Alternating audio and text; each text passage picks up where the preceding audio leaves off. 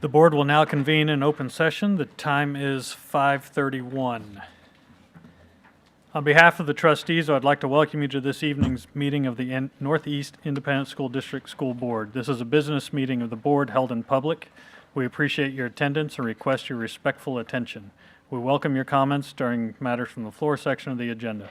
If you signed up to address a specific action item, you will be called at that time. We wish to emphasize that this is a business meeting of the board, and while those in attendance may disagree about issues, it is our expectation that everyone will conduct themselves in a respectful and professional manner. Disruptions to this meeting by anyone will not be tolerated. In the event any person or group disrupts the meeting, a warning will be given to stop the disruptive behavior. Anyone persisting in disruptive behavior will be removed from the meeting. The board may also call a recess in the event of a persistent disruption so that individuals who engage in disruptions can be removed. It is our intent to conduct the meeting in an orderly fashion. Finally, I would like to remind you that it is the mission of the Northeast Independent School District to challenge and encourage each student to achieve and demonstrate academic excellence, technical skills, and responsible citizenship. All right. Item 2. Public hearing to discuss the 2024-2025 budget and proposed tax rate. And I believe we had one person signed up to speak on this item. Number 1.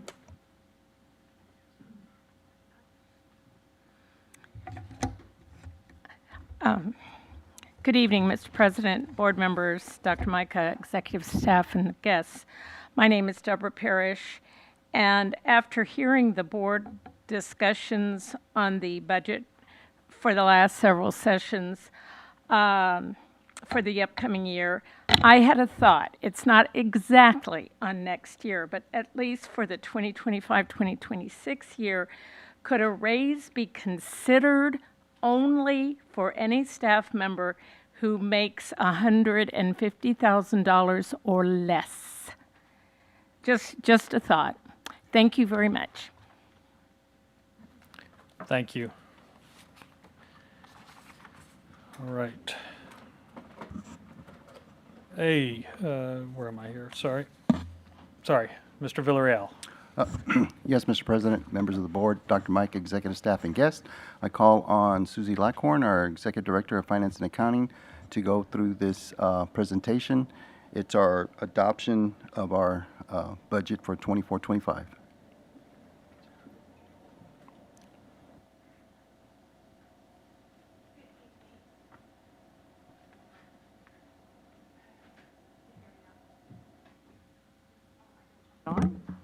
Man. All right, I think we're ready now. After many weeks of talking about many things, here we are to review that we've done everything that we were supposed to. So the first requirement for our budget adoption is that it's prepared by June 17th. Today's the 17th. It's obviously been prepared. You will be presented with general fund, debt service, and school nutrition funds. The notice of the public hearing must be published on our website and in the local paper. That was done on June 7th. And we may not adopt tax rates before the budget. And since TEA hasn't told us what those tax rates will be, we obviously can't do that yet. And we will come back in September to do that. All right, so our proposed tax rates. This is a public hearing to talk about tax rates, but we don't have our information yet.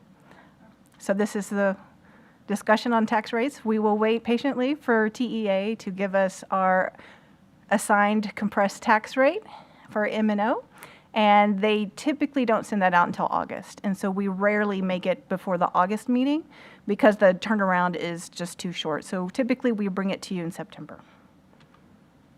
But looking at what we're kind of guessing that it'll be, remember we are operating off of preliminary values for our property taxes. We will not receive certified values until the end of July. So we're doing a guess here on what we think preliminary will turn into, how many protests will get awarded and how many won't. We use a 5-year history to get there. And so for 24-25, we're estimating another 2-cent decrease to our overall tax rate. Unfortunately, for most homeowners, they will see their property values increase, which the county appraisal district sets, not the school district. So they may see an overall increase to their tax bill, but the tax rate that you adopt will be lower. That's our estimate for the current year, but we'll get those certified values late July. We'll send them up to Texas Education Agency, and then they'll tell us the tax rate in August. All right, so looking at the budgets, we talked about a lot of this in detail last week. Our general fund revenue budget, most of that revenue is coming from property taxes. Overall, about $550 million in total. This little chart gives you an idea of that contribution percentage between the state and those property taxes.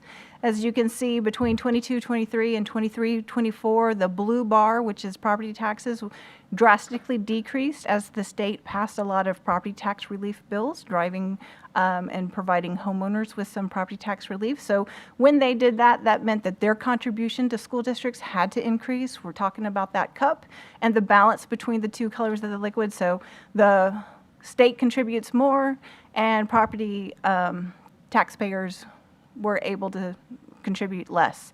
But as you see, the system itself is set to where as values grow, the contribution from property taxes keeps growing and the state contributes less each year. So that's why you see these growth in the blue bar and then a dip down where the blue bar shrinks, and that's when the state passes property tax relief. Then the blue bar keeps growing, then they pass property tax relief and it shrinks again, and then the way the system works, it'll just keep growing. And so that's our projection for next year is 65% from property taxes and about 24% from the state. Last week, we went in depth through all of the function codes that the state mandates that we use. We look and see that we have about 65% from instruction, about $400 million of our total expenditure budget, another 7.6% for instruction and school leadership. Student support services make up another 10%. Administration itself is only 2.5%. Non-student support's another 13%, and then all others less than 1%, bringing us to a $612 million expenditure budget. For school nutrition, we're looking at a $37 million revenue budget. Most of their funding comes from federal sources where we're being reimbursed for meals through the National School Lunch Program. These are those meal prices that we talked about earlier this year. Their expenditure budget of about $47 million. And again, for both these funds, we're budgeting with 100% fill rate, spending all of our supply budgets and all those things. And so again, this is the budget. Remember, we have a different number for our forecast. Debt service, $175 million between property taxes and state aid and our federal subsidy for our qualified school construction bonds, which will go away August 1st, 2027. And then our payments are estimated at $111 million. Those property tax collections during that time period have to help pay for certain things. One, we're setting aside for that August 1st, 2027 payment of the qualified school construction bonds. We're also have available funds to pay off principal early.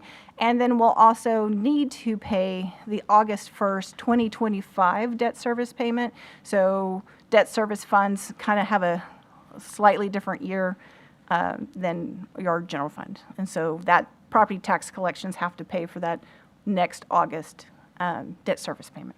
So that's why we always show this, to show that we have enough money to make that payment. All right, so in total, the budget is presented for you tonight. It takes a lot of people, a lot of effort from a lot of different sources. The general fund budget alone is made up of over 17,000 accounts and 144,000 individual items. And so a lot of people work pretty hard to put it all together, and a bunch of them are here tonight. So if they don't mind standing up, to be recognized. They never want to stand up. All right.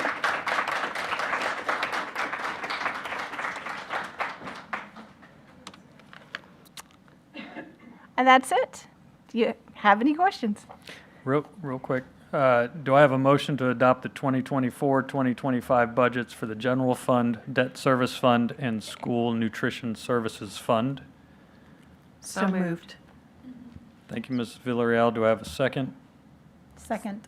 Thank you, Ms. Thompson. All right. Discussion, questions? Yes, Ms. Villarreal. Okay. I went to TASB this weekend. Okay, so it brought up a lot of things that kind of scared me a little bit because I ended up in a class about this, the CAD, the CAD, where there are gaps and in the cup, and that the state is not. Are we in any danger of So- being put in that position? When we talk about the cup, it is an oversimplification. But the very scary thing that you hear about with the gap between the CAD and the comptroller, right? Bear County is one of the best CADs in the state. And they have only once been, in my 20 years, really received feedback from the comptroller that their values were out of sync. They corrected it pretty quickly. And so we have not been in that horrible position that you heard about that some districts are in.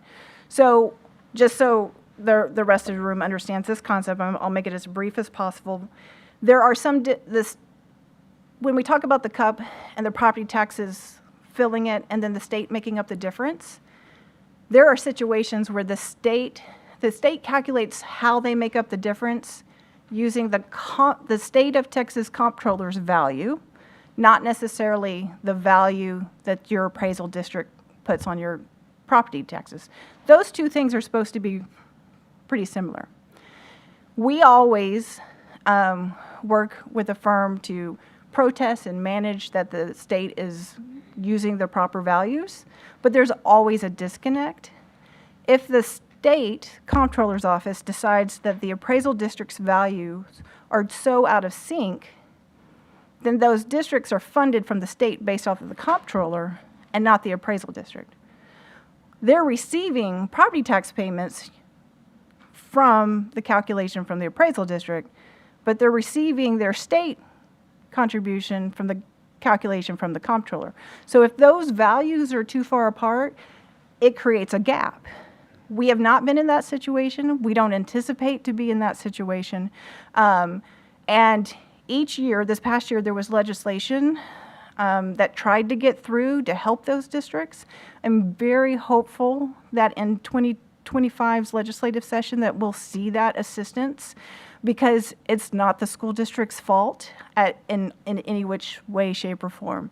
And so hopefully that bill will get support and it won't be an issue. But we don't see it as being a problem for us. The Bear County Appraisal District works very closely with the comptroller's office, and they stay pretty well in sync. Doesn't mean it won't happen, but they have a really good history of maintaining. Thank you. You're welcome. Ms. Landry, you had a question? Okay. Nope, just. I saw a slow light on over there. Turning my light off. It's all right. Ms. Chigi? So I don't have numbers on my page, but on the bar graph, the blue, we're 65%. What is the orange other local? Oh, Remind me of that. it could be any number of things. It's primarily investments. So we earn interest when we invest our cash. It's renting out our facilities. It's selling football tickets. It's everything under the sun that doesn't fall into one of the other categories. Okay. And then one nitpicky question. Hang on. On the page with the breakfasts, are the secondary and elementary breakfasts the same? I mean, they're the same amount? Is it the same amount of food? I know that's nitpicky, but I thought they were different. They're different for lunch. You're talking about the portion sizes? Yeah, I mean, Or my school nutrition people We here that charge them could the answer same that amount. question?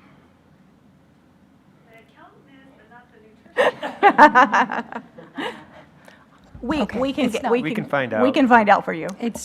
I just was curious why the lunch prices are different and the breakfast prices are the same. That was curious to me. We can find out and get back to Okay, you. it's not a big deal. Thank you. That's all. Any other questions, comments? All right, we have a motion and a second. All those in favor say aye. Aye. All those opposed say nay. Motion passes 7-0. Ms. Lackhorn, thank you very much. Mr. Villarreal, everybody who's here in the audience that helped work on this budget. I know you've had probably a lot of sleepless nights and/or stress, so thank you. We appreciate your hard work, and we'll try it again next year. Thank you. All right, item 3, new business for possible board action. A, instruction and campus administration. 1, possible action regarding proclamation 2024 career and technical education instructional materials adoption. Mr. Jarrett. Thank you, Mr. President, members of the board, executive staff, and guests. I would like to ask Dr. Munoz and Cheryl Parker to come forward for this agenda item. Good evening. Tonight we have our Assistant Director who is going to go ahead and provide Phase 2 of the proclamation process. This presentation came back in April, and so you all were provided the initial presentation, and now we have Phase 2 of that process and how we were able to expand those resources for further review. So now I'm going to go ahead and introduce Ms. Cheryl Parker. Thank you, Dr. Munoz. Good evening, Mr. President, board members, Dr. Micah, executive staff, and guests. I'm Cheryl Parker. I'm the Assistant Director of Career and Technology. As she said, I'm going to be presenting the second phase. So can you push me? Are we good? Okay. Okay. Oh, right. There we go. Okay, thank you. All right, so when we met back in April, we presented the CTE proclamation, and there were some concerns. So we made a focus to evaluate certain things and take your feedback into consideration. And the 3 takeaways from that meeting were the materials evaluation, the materials voting, as well as community accessibility. So we were charged under materials evaluation to reopen the evaluation rubric to instructional staff to make sure that all staff members had the opportunity to complete that initial evaluation. And what we did, the action we took in that case was to communicate to all teachers who had not submitted the initial rubric and give them an opportunity to have that time to do it as well and extend that evaluation period. We also communicated them of extensions, let the campuses know, our campus point of contacts as well, and we also set reminders for extending those deadlines. With regard to the concern about materials voting, we also, the charge was for teachers to submit a completed evaluation rubric and extend the voting opportunities. So we did that as well. We communicated to the teachers that the voting would be open again for any teacher who had not voted in the initial stage, and we allowed, opened that opportunity for them. The third focus was for community accessibility. There were some concerns that it was not presented to community members easily accessible and for enough period of time. So the charge was to make that information available to the community, which we did. Some of the actions we took in this regard were to create the single repository details of all the materials and make those available. We called each and every campus principal, advising them that to post the materials as well to their campuses, to their community members, to parents. We also shared the information onto the NEISD website scroller and Facebook page. We also posted it to the CTE webpage as well. We also sent emails to, like I said, to the principals and made sure that, or we asked them to communicate the information and accessibility to their weekly parent-guardian communications. We also sent follow-up reminders to the principals as well. So this is a updated timeline of what happened initially, as well as what kind of brought us to this point today. So initially, we had an evaluation window for teachers to evaluate the materials from February 1st through the 23rd. We extended that evaluation twice, so through April 17th. The initial materials window, voting window, was from March 5th through the 8th. We extended that as well and took additional voting through April 18th. I would have you know that at no point did I ever cut it off. So if there was ever a teacher that reached out, or we identified a teacher that we thought had provided some information, but we didn't have all of their information, I reached out to those folks and made it available. So we had deadlines so we could compile and evaluate, but I never really stopped a teacher from voting if that's what they wanted to do. Initially, we had our in-person community event on March 7th. That was not well attended, so based on your feedback as well, we opened that up to the community, put it on, like I said, on our social media pages to make it available. And then we had our initial presentation here on April 8th, and then we've updated the board presentation for today. So one of the things we wanted to do with regard to making the materials accessible to the community is we wanted to be able to track that and see if we really reaching the community. So we asked our web folks to compile some statistics for us for the period of time that it was available on the web page. On the mobile web page as well as the desktop web page. And these are some of the statistics that we got for that particular period of time. And so these were just some tap data and some session data that we were able to collect, just to make sure that that the community was interacting with our communications. And that's just additional data showing the hot links. That's how we compiled that data. After all of the initial opportunities to open up the evaluations again, and we did get 2 additional votes. One was for the technology applications course. The teacher voted, so it came from, we had initially 6 responses. It increased it to 7. It did not change the outcome of the recommendation. Oops, sorry about that.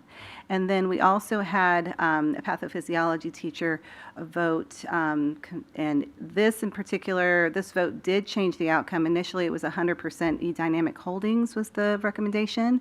After this vote, it split the vote to CEV and E-dynamics. However, after analyzing the cost, our recommendation is still to have E-dynamic as the publisher for this particular course. It was $149.36 per student for CEV versus $70 per student. So for that reason, we're still recommending that it be E-dynamic for that particular case.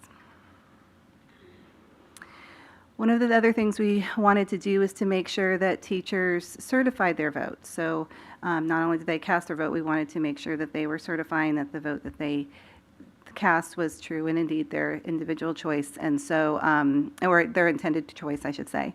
And so we provided a form to the teachers, and 100% of the teachers who voted certified their vote. Based on all the information provided, it did not change the outcome from the original recommendation. So this is the similar recommendation that we had back in April. And I'd like to open it for questions. For that, do I have a motion to approve the 2024 proclamation instructional materials purchases and adoption for CTE courses as presented by the 2024 District Level Instructional Materials Committee, and certify that all students will be provided with instructional materials that cover 100% of the Texas essential knowledge and skills? Point of information, please. When we vote, are we voting for every curriculum? And we're not voting for separate curriculums, right? It's a package. Correct.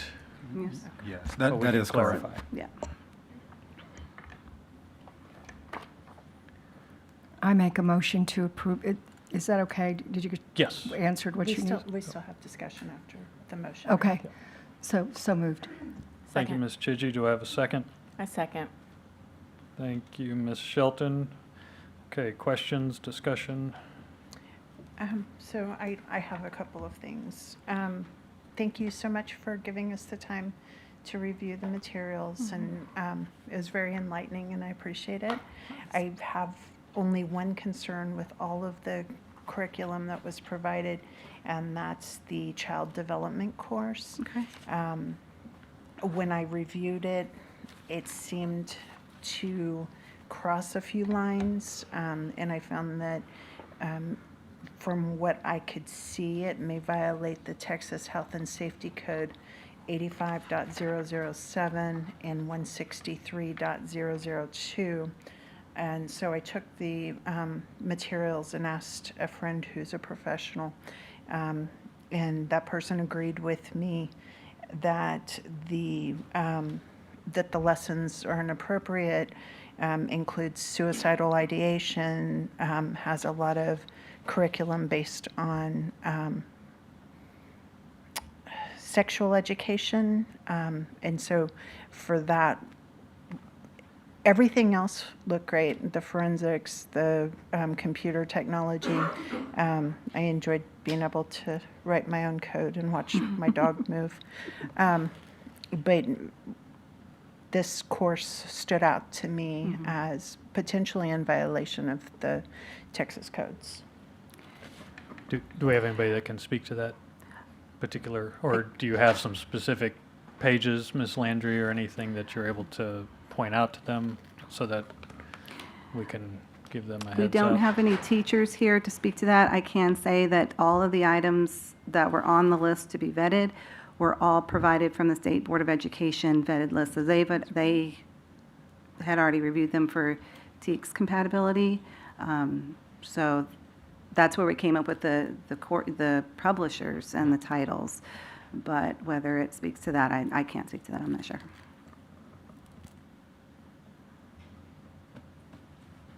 Is there a way that we could, since it is simply the childhood development that could potentially be a problem, is there a way that we could put that or give that to the SHAC and let them do the review on it?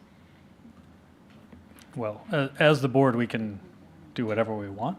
To an extent, sorry, let me rephrase that comment. I can't do whatever we want. So, right now, the motion and the second is for approval of the materials. So that's why we're having a discussion at this point right now. I mean, I'm not sure what, if it sounds like a legal issue that Mrs. Landry is referencing, I'm not sure that the SHAC is, my opinion would be the SHAC is not necessarily the group to vet that. If that's the case, then it would need to go through our legal process and not necessarily through our community. The community's had an opportunity to review the material and weigh in and provide feedback.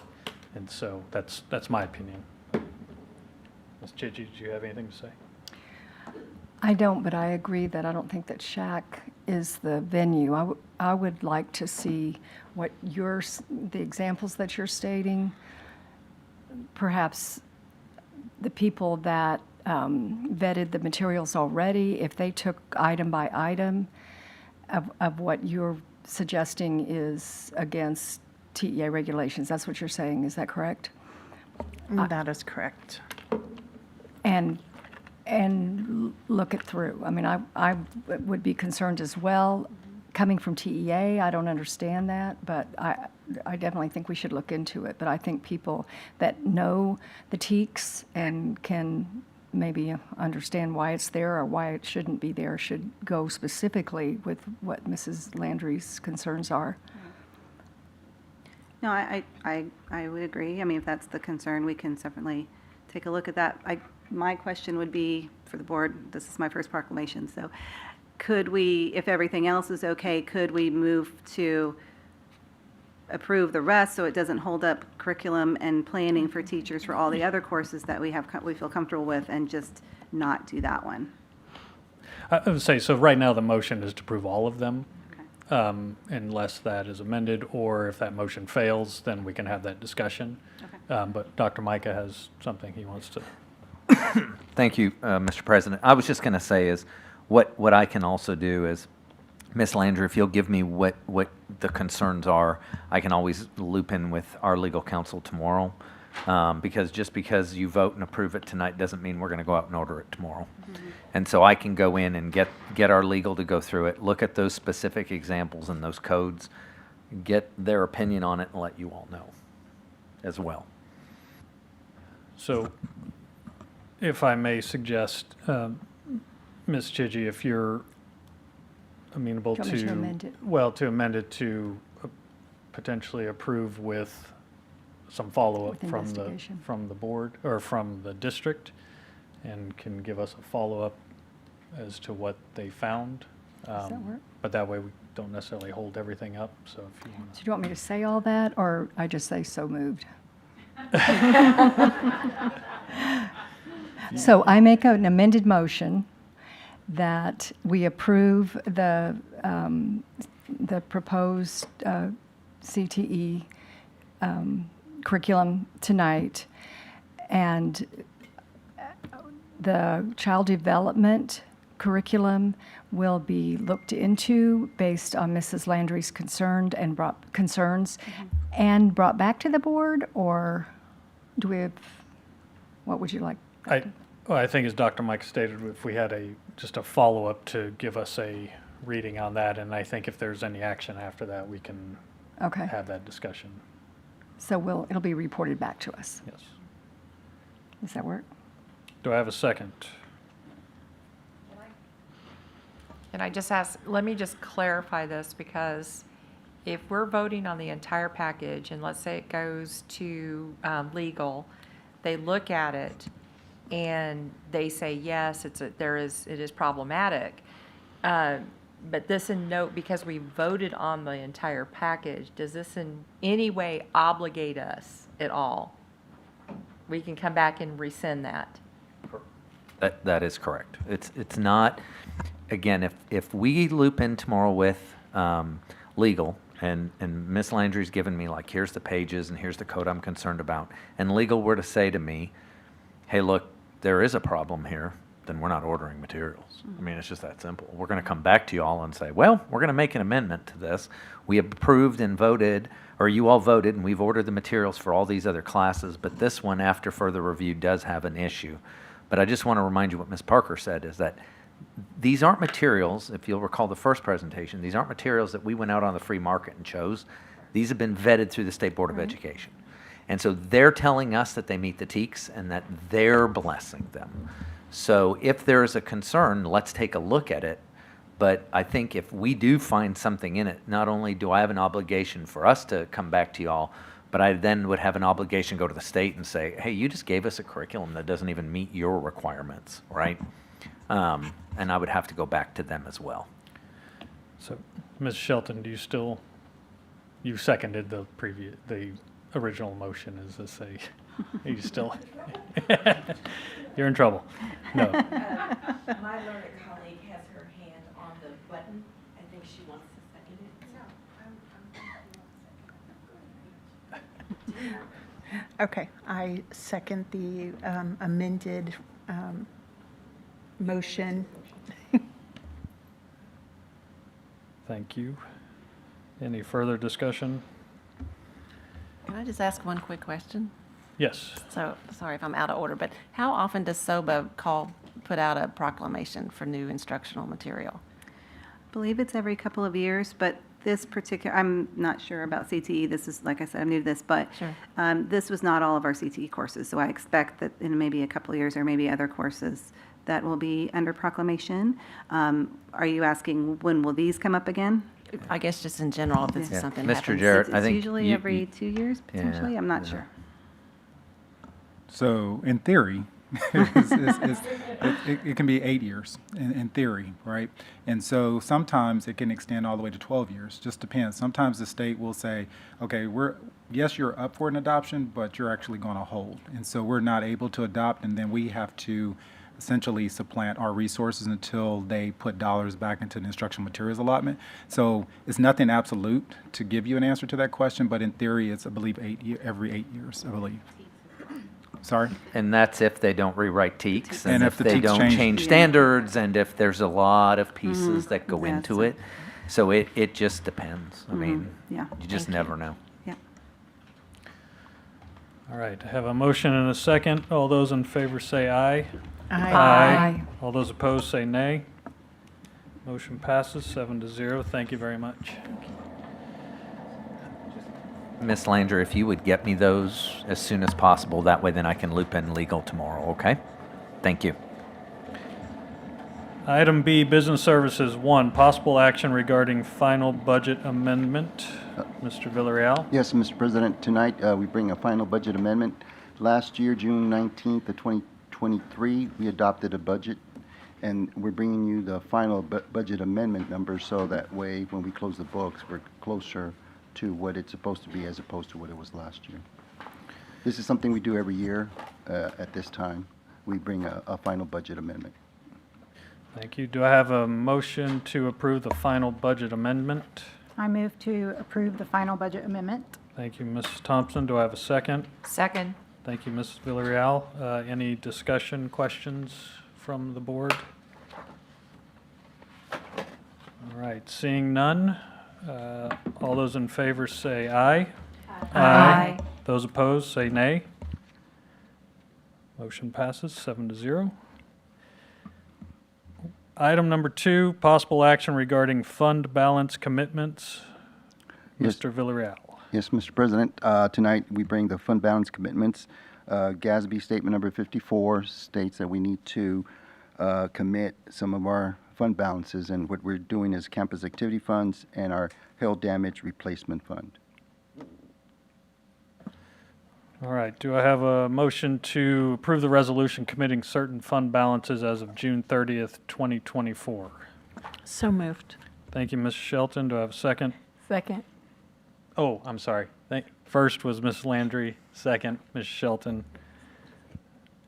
All right, discussion, questions? Who had their hand up first? Ms. Villarreal? Oh, sorry, your light was on. Anybody else have sorry. one? That's okay. Trying to use my peripheral vision. Okay, no questions or comments. All those in favor say aye. Aye. Aye. Those opposed say nay. Motion passes 7-0. Item number 4, adjournment, and the time is 6:08.